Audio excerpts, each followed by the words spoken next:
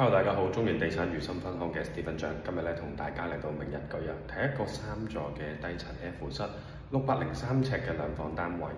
景觀方面就有廳房同向，望翻自己嘅內園位、入口位、街景位為主啊。咁前面啲建築物都唔算特別高，咁所以都幾開揚，成間屋都幾光猛，有窗台位置，善用埋更多嘅空間。客飯廳就係一個日字形橫廳嘅位置啊。身後可以做個3座位大梳化，前面做個大電視，70、80都冇問題嘅，或者係投影機。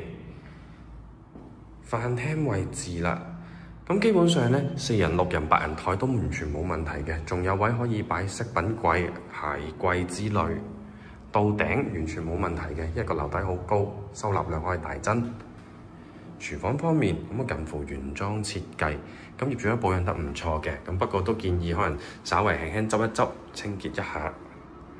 企翻2、3個人，空間感完全好足夠啊！基本上而家嘅兩房單位好少有咁大嘅廚房。飯廳仲有扇窗，咁可以做到少少嘅對流風。入到走廊位置，首先望咗個浴室先啦，我哋。咁基本上呢，就差唔多都係原裝設計咁滯嘅啦，係個浴缸有少少改咗。